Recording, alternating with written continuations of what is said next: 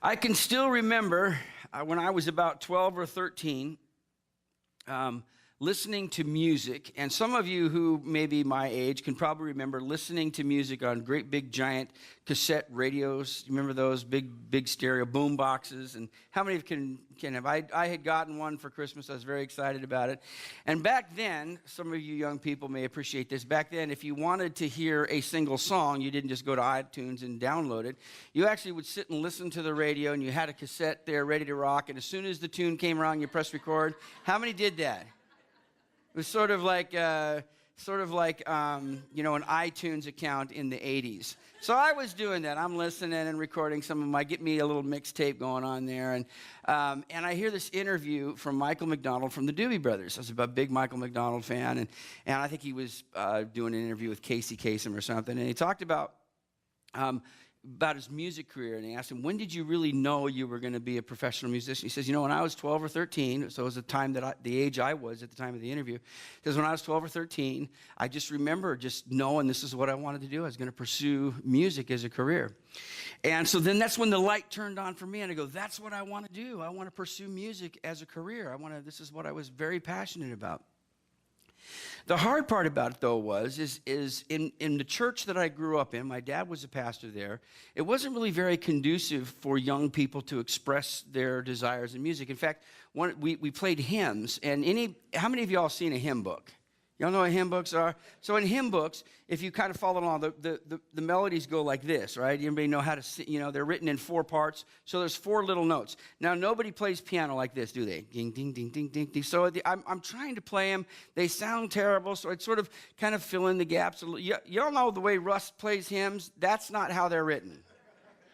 So I would try to kind of fill in. The problem is whenever I would play them, they would sound like any number of my influences, Elton John, Billy Joel, Keith Green. They'd sort of have these sort of contemporary characters. They didn't sound very hymn-like. And so I was a terrible hymn player, and I was even a worse hymn singer. When I tried to sing the songs, they always sounded like, again, like a Billy Joel rendition of something. And my church didn't really care for it. They just were not a contemporary church at all.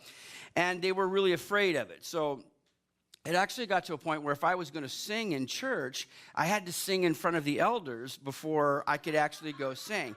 So there are very few. I always tell people I would rather sing in front of 1,000 people than 4 people.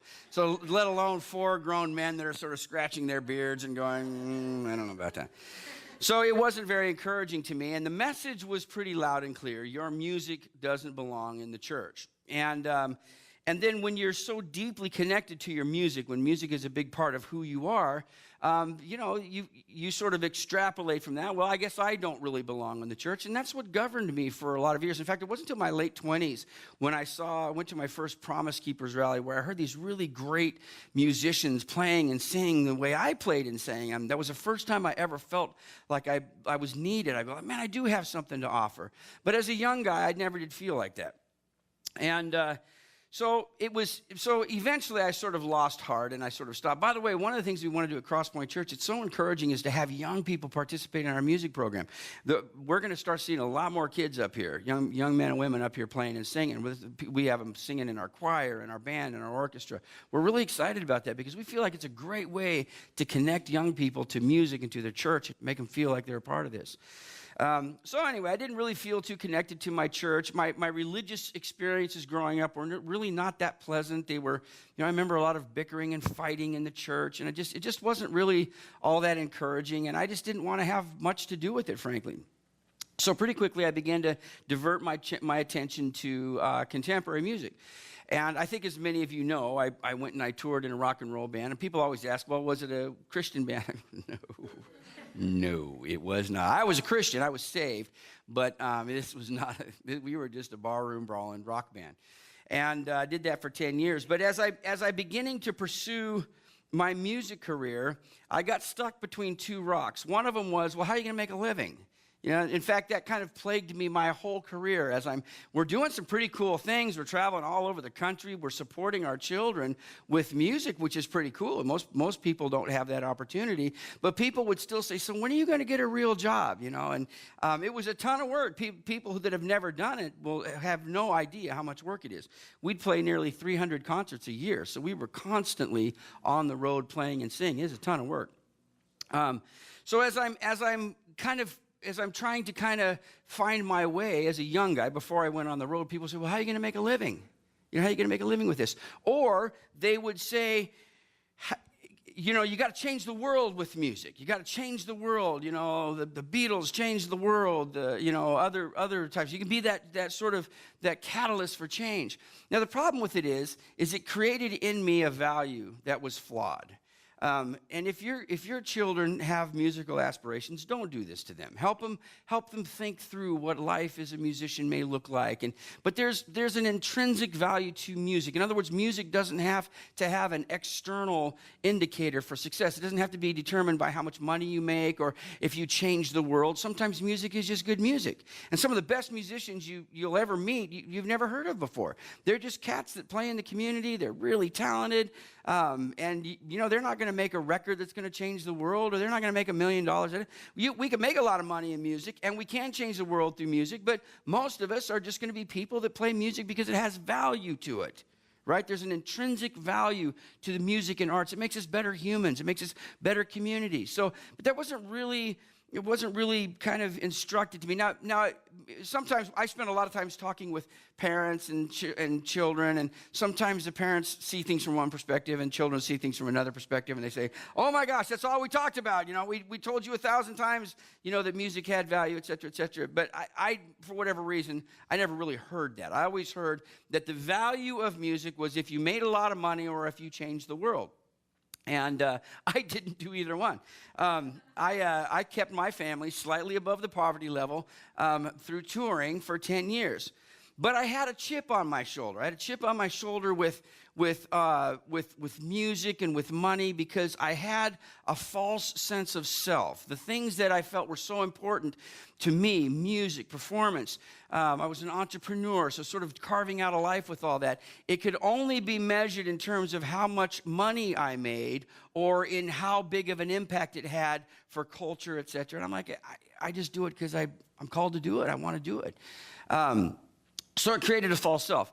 So instead of us sort of taking, it was me and my brothers and a young guy we grew up with, instead of sort of taking pride in what we did, we all kind of had these chips on our shoulders. So it had to be bigger than it was. The concerts were bigger and the impact was greater, and then we made more money, and little by little the stories grew and grew, and we drove vehicles that we thought would impress people, and we just sort of lived with a false self because we thought I thought my value was determined by the amount of money I had and the amount of success I had. I wasn't able just to rest in the fact that, hey, I'm doing a pretty fun thing, pretty cool thing. I always tell young people, their parents always kind of shake their head when I say this, but I always say, I didn't waste my youth on college. I went and did, and I tell them, look, if you have a chance to go be a professional musician or a professional bass fisherman or an alpine skier, go do it. You got your whole life to be responsible. Do something that's fun. So instead of just sort of resting in the fact that we were doing something that was really kind of pretty cool, and we were raising our kids and we were supporting our families, we kind of had this big chip on our shoulder.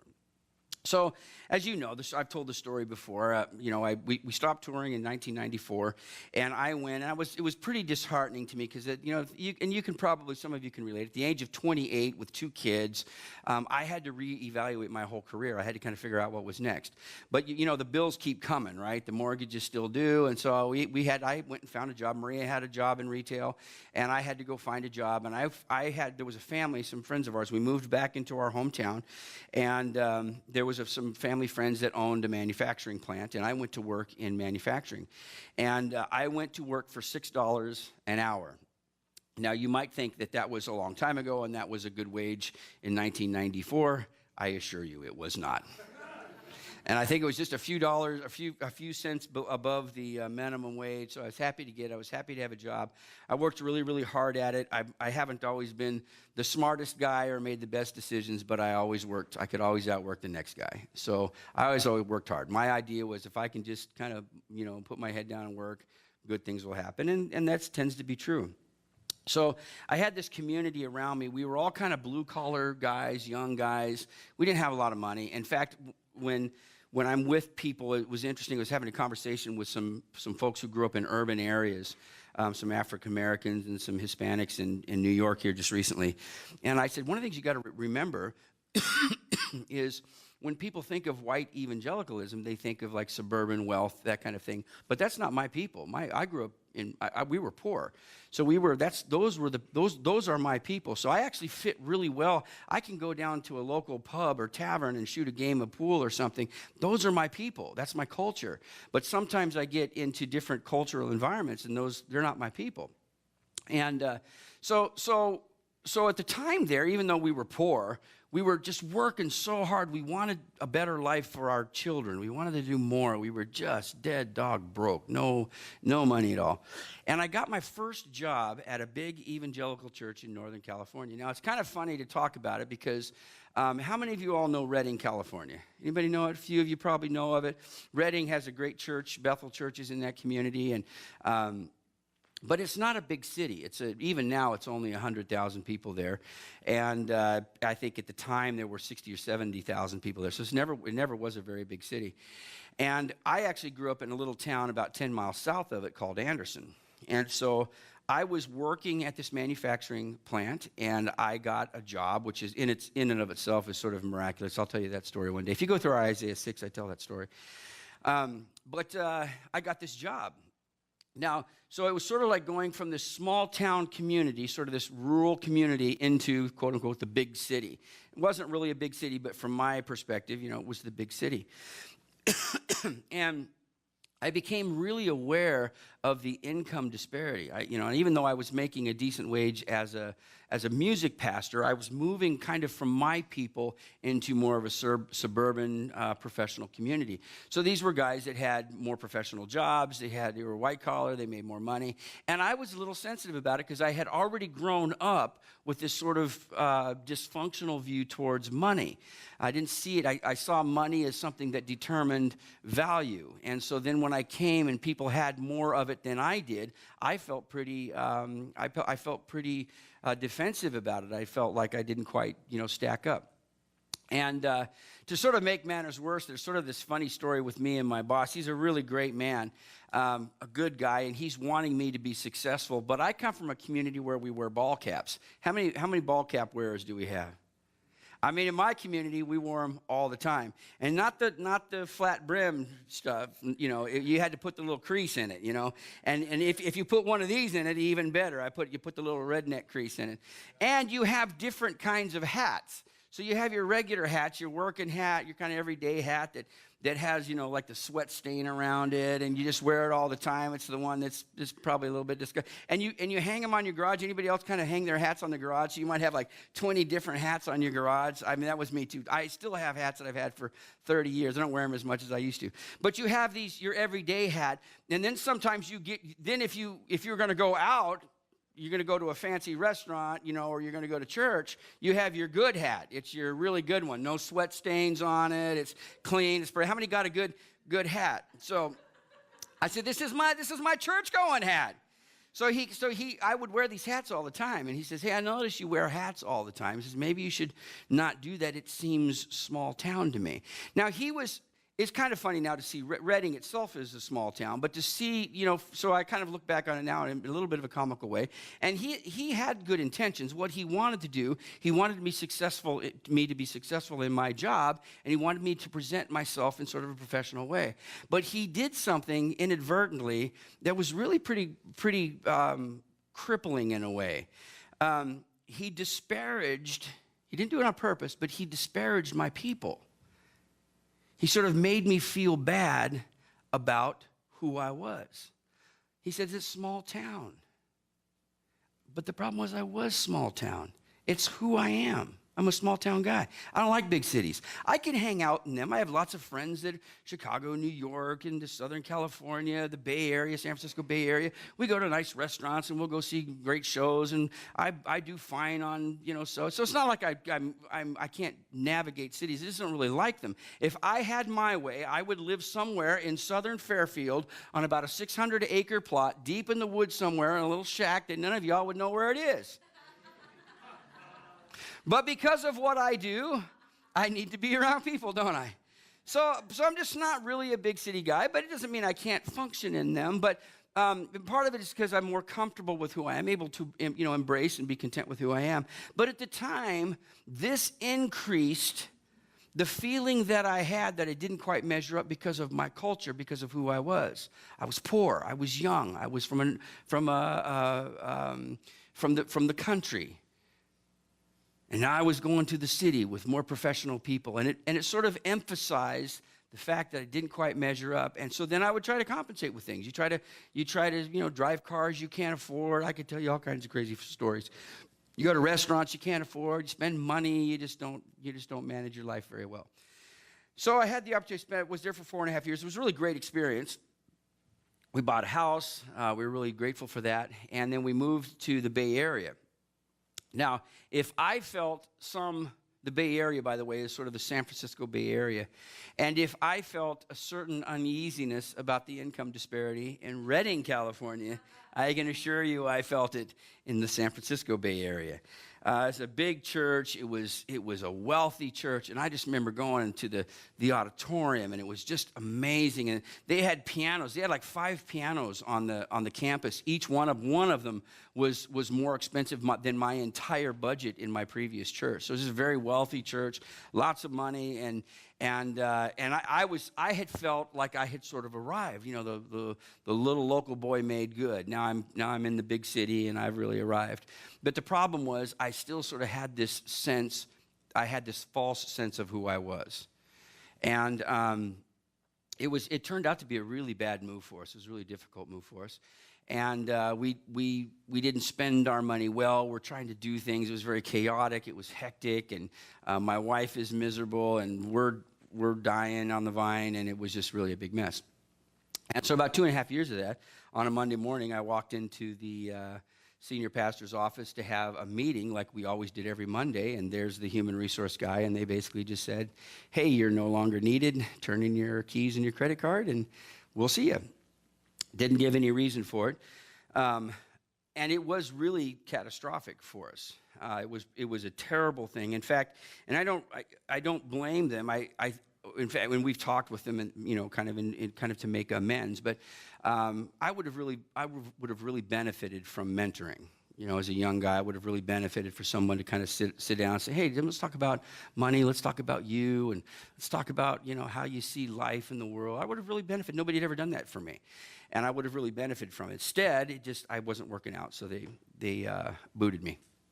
By the way, you can always tell how good a church is at making disciples by the turnover rate of their staff. If churches have a big turnover rate, if they're constantly flipping through people, how are you making disciples of people if you're not making disciples of your staff? You're not, are you? And I was an example of that. So no shot at them. I had to own what I had to own. And we were just up to our eyeballs in debt. We just, again, because of this sort of chip on my shoulder, it was my fault. We just lived above our means and drove vehicles we couldn't afford and lived in places we couldn't afford. And it was devastating. So all of a sudden, when you live paycheck to paycheck and that paycheck is gone, it was devastating. And the result of it is we lost our home. We had to sell it for a loss. That we had the home in Redding still, and we had to get rid of vehicles. We lost everything, and we were homeless for 6 months. We lived in the Bay Area for about another, I think it was about 6 months or so, and then we had 6 months where we lived in a 14-foot. A buddy of mine loaned me a 14-foot trailer, and we parked it on some property that Maria's mom had. And Philip and I lived in that trailer, and Maria and Sophie lived at her mom's. So we were homeless for 6 months, and I didn't know what the future had. But through that season, which was terrible, we didn't know what we were going to do next. We were trying to homeschool the kids. Maria was working a job at a retail outlet. And it was actually kind of interesting. We needed, back then, the lending practices were much looser. Thank you, Bill Clinton. I know that if we had tried to get that house in today's lending market with our situation, there's no way we would have ever gotten it. But we had some retirement in a 401k from the church. I can't remember, there's a few $1,000s in there, and they would say, well, you can use that, and so then Maria's mom loaned us some money, and we were able to put it. But we were literally driving out to the Quad Cities, not knowing if we were going to be able to buy the house or not. It was the most nerve-wracking thing. You've got 2 little kids. You just don't know what the future has. So when I say I came limping into the Quad Cities, we literally came in limping with the shirts on our back. We didn't have anything. And it reminds me of Paul when he says, I came limping into Corinth, similar. I kind of always relate to that because we came in hurting. We were all-time low. And I will always be grateful for Calvary Church and Pastor Tim Bowman, who brought us out to the Quad Cities. It helped us sort of. By the way, I'm a big fan of the Quad Cities. I was just talking to somebody the other day, and it's usually young people, and they say, well, where are you from? And I go, I'm from California. They go, oh, California. I go, oh, I just want to live there. I go, yeah, so you can rent a home and work for somebody, be broke, never have any financial independence, but it's warm, So I said, no, stay right here, buy a house, you can work, you can start a business, you can invest, you can go fly places that are warm. There's a lot of great things right here in the Quad Cities that you just can't do in a lot of other places. But I'm a big fan of the Quad Cities. It's been a terrific move for us, but we had to change some things. We had to change the way, first of all, the way we managed our money. Part of what happens when you bottom out, you see yourself from a realistic perspective. That's why God says he opposes the proud. So when you're homeless and you've got no money and your wife is really honked off at you and you feel like you've just completely failed, you now see yourself from a reality that's true. And then you're able to see yourself through the eyes of God's grace. So many people have never been to the bottom. So they never really see themselves the way they really are, and they never really experience the fullness of God's grace. I didn't want to be there. I didn't want to be there. But I'm so glad that I did. I would have never experienced God in his fullness. He would have never met me until I was made humble, until all the false self is taken away. But we had to learn some new things. Marie and I hated talking about money. We're fun people. We like to have fun. Every time we talk about money, we fight, so we just wouldn't talk about it. Anybody there? I hated it. We hated it. We learned how to talk about money. We learned how to budget. We were terrible at budgeting. Both of us are kind of, I can't remember the language. What's the financial piece? Dave Ramsey, what the gazelles and something, I don't know. But we were both free spirits. So when you have 2 free spirits, it's pretty much a recipe for disaster. And so we learned to talk about money. We learned to budget. We learned to save. We learned to maximize our financial trajectory in terms of employment, things like that. We made better decisions. We stopped buying so many doggone new cars and started driving cars that we could afford, and just made some smart changes. And little by little, God restored. In fact, he's gone beyond. This is not about me necessarily, but just about how God he blows me away with how he's restored. When he says he restores. He restores. He is a God of redemption, and we have way more than I would have ever even imagined. So we learned how to handle our money in a more appropriate way. We still, by the way, haven't got it all figured out. So some of you could probably be up here teaching this better than I can, but we did learn, and we made some big improvements. Maybe the most important thing we learned to do is we learned to live generously. So if you find yourself struggling in this area, just begin to live generously. It will change everything. I mean, it just changes so much. Learn to give. Learn to be a giver. Now, I'm not a 10% guy. I'm just not. I think the biblical mandate of tithing was part of the taxation code of ancient Israel. And actually, some theologians have sort of suggested that if you sort of looked through every single tithe, it'd be about 26% or something like that. So if y'all want to start giving 26% of your income to the church to satisfy some ancient code that was never meant for you, God bless you, I will greatly and God gladly take it. But the tithe principle was Israel's taxation. So it never really was for us. It's a good principle, by the way. So for most of us, we can kind of say, well, that's a good place to begin because there's a spiritual implication. But it's not sort of a check that we're just checking off the list. Some of us who are new or young and sort of building your wealth, first of all, be patient. Don't be a borrower. Try not to borrow money and learn to give. So you might only give 1 or 2 or 3% of your income, but it'll build. Maria and I we couldn't give that much, but we gave what we gave every week, and it grew, and it grew, and it grew, and it grew until now. And this is not bragging or anything, but it's 14 or 15% of our income, and it'll keep going up. We just want to keep giving and giving and giving. We're not wealthy people. I do have a conviction. I've said it before. I don't mind saying it again. I think that there's a lot of people in the evangelical church who give 10%. They sort of check it off their list, and they think God's pleased with that. The Pharisees were tithers. So when you give, you should give, extravagantly, exuberantly. You should give beyond. You should give what you can give. We talk a lot about giving. Give with so that it costs you something. Give with regularity. Give with an expectancy that you're going to receive God's blessing. A lot of people talk about, the prosperity gospel, and I don't want to mince and dice words, but I don't mind saying it. You'll never outgive God. You won't.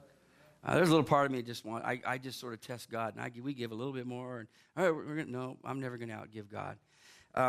The gospel, depending on how, you got to understand it in the right context, but the gospel is a prosperity gospel. The gospel prospers us. Doesn't necessarily mean you're going to be rich. I was with a young guy one time, and he has a healthy business, making a lot of money. He says, God's really blessed me. I said, no, he hasn't. You're miserable. Fight with your wife all the time. You're always grumbling about this, grumbling about that. Your kids are a nightmare. God has not blessed you. You got money. You're rich. Remember that the Israelites, they believed that wealth was a symbol of God's blessing, that he gave. So if you were rich, you were God's favorite people. And if you're poor, you were obviously doing something wrong. A lot of people who are rich, that doesn't mean they're blessed. A lot of poor people who are blessed. But the point of it is when we do things God's way, good things tend to happen. God said, be a giver, be generous, live generously. God is a giving God. He gave his son, he gave his spirit, he gave his word. So give. So we learned to do some things with our money, which we needed. We learned to live as givers. We learned to live generous people. Do you know what happens when you live as a generous person? You make friends. People like being around people that are generous, don't they? How many of y'all like to be around stingy people? Not one hand, seriously? No. So if you're not known, and by the way, you might not think you're stingy. All you got to do is just go ask your friends. They'll tell you if you are or not. But if you learn to live generously, people want to be around you. But the most important thing that happened in my life was I began to see me as really who I was, the real me. Because if I don't know who I am, if I don't understand money, then no amount of budgeting, no amount of giving, no amount of saving, no amount of careful spending, no amount of any of that stuff will ever bring me contentment. Amen. In fact, sometimes people do this. They do all the external things, and they gain wealth, and they're still miserable. I know people who have gone through Dave Ramsey and have made a lot of money, and they're the most unhappy people I have ever met. Because they still haven't figured out who they are. They still haven't understood, why do I see money the way I see it? Their money possesses them. They don't possess their money. So the most important thing that happened in my life was I began to see me the way I really am. I learned to be okay with that. Who I am was settled on the cross. I don't add anything to that. I didn't need to buy new cars. Me buying a brand new truck is not going to change my life one bit. That's why I drive a 30-year-old one. Doesn't make me happier, doesn't make me more respected, adds no value to my life. Nothing wrong with new trucks. I like new trucks. Adds zero value to my life.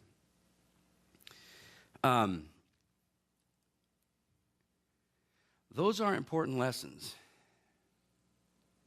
Because if we don't understand how we see it, how we see money, we'll never gain freedom from it. And I think one of three things happens. First of all, if we don't have money, like I did not have money, and I see money as something that gives value, gives value to my life. In other words, money gives value to our lives. We all need money, but it doesn't give validation to my life. So if I don't have money and I see it as validating my purpose, then no amount of money will ever bring any sort of joy, will it? Because my purpose will still always remain unvalidated. I can keep stacking money on it, but I'm still not going to have purpose.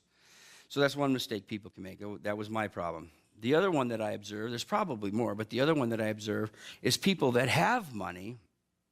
They've maybe learned to be savers from the time they were young people, and they've done a great job with it. But all of their security is bound in their money.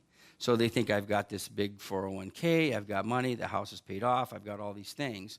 And so I have security in that. But they still have not learned to live generously. They still have not learned what their purpose, their place, who they are as people. They still haven't learned why they view money the way they view money. So their money becomes really a huge obstacle of grace. That's why Jesus at one point says it's harder for a rich man to enter into the kingdom than it is a camel to pass through the eye of a needle. And he's not making some euphemism for a wall, as some theologians expected. Jesus is using the most ridiculous analogy that you could possibly use, because it's hard for people that have the security of wealth to ever really fully trust in God.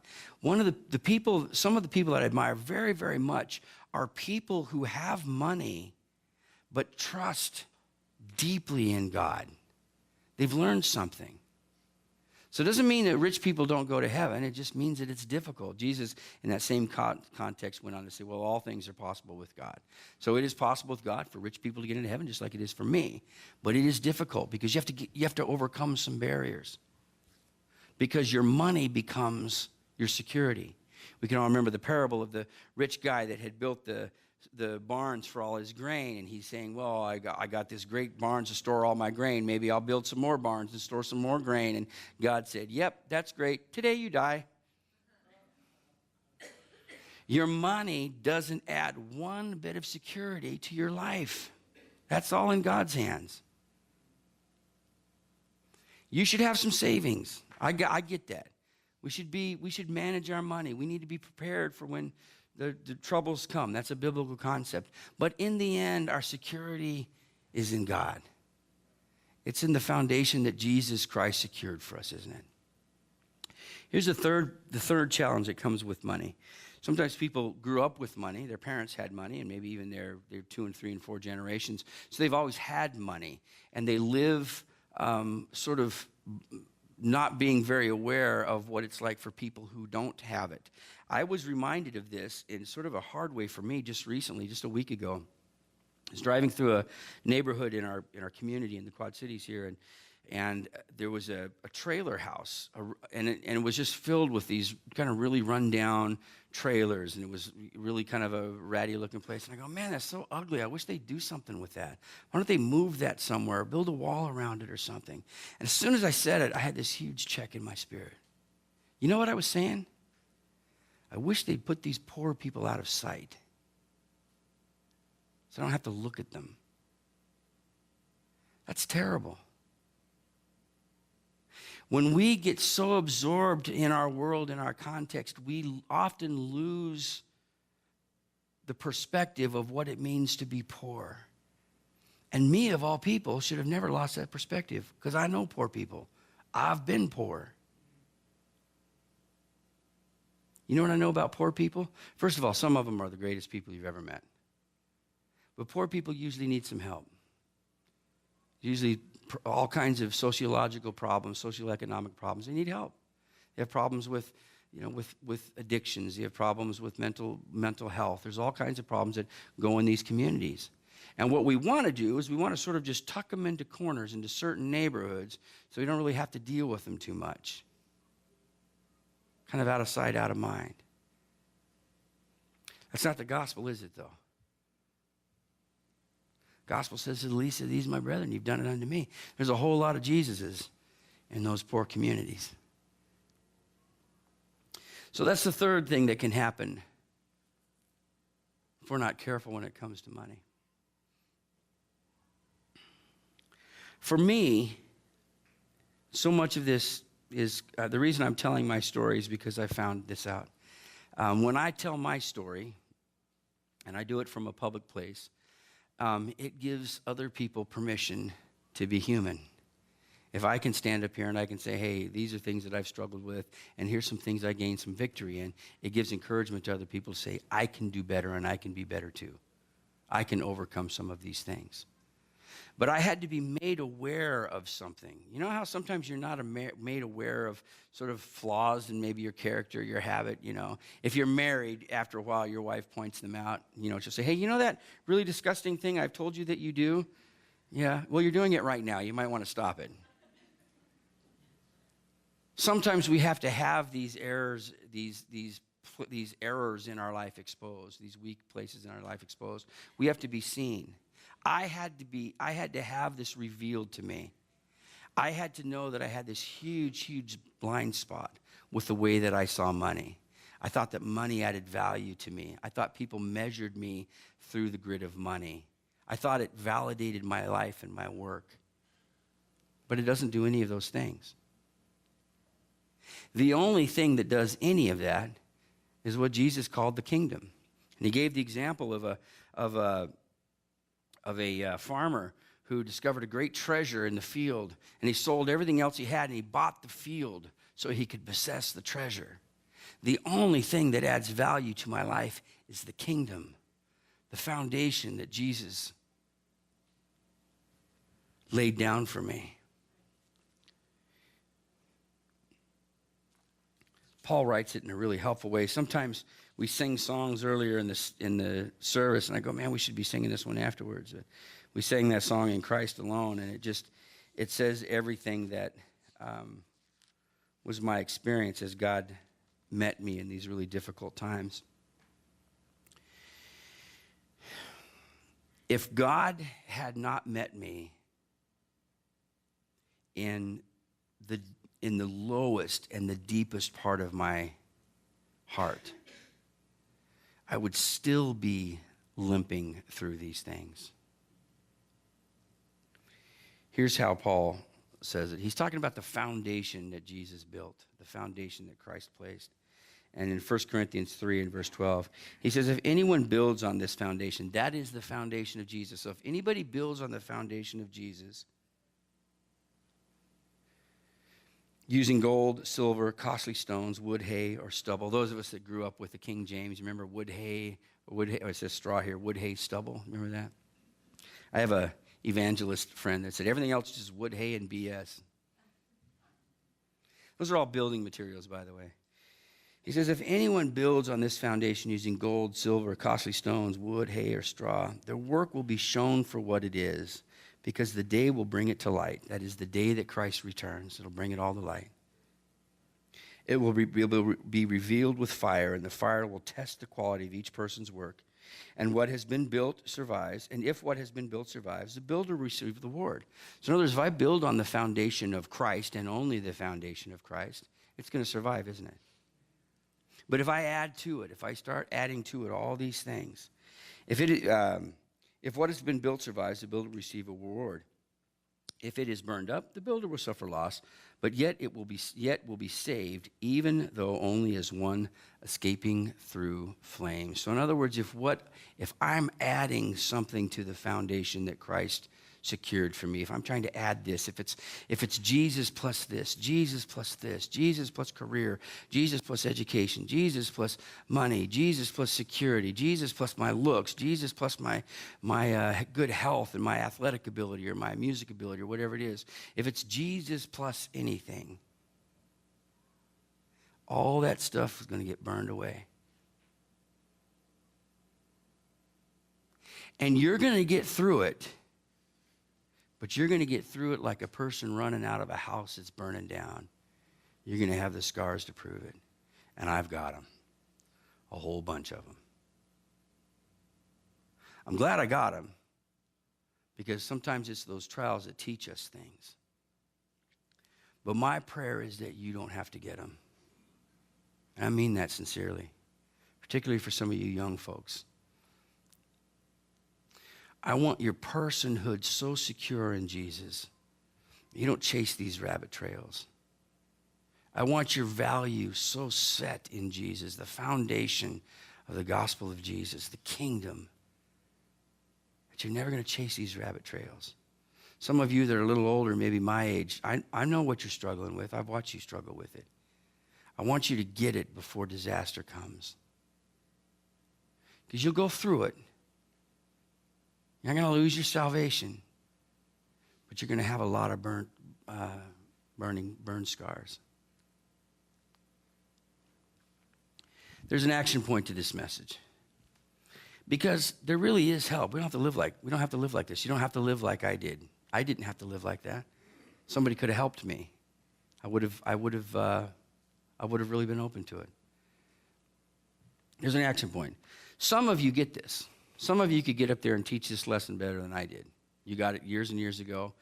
And if that's you, thank you for indulging me and sitting through a message that probably you've already heard before. Let's help set some people free. Keep giving. Keep being an example. Keep leading the herd on this. Let's do a good job of it. Let's live as examples of people who get it. Let's help set some people free, right? Even right here. So God bless you. Thank you for all that you are and all that you do. Some of us kind of have the basics of it worked out, but you are disasters in financial planning.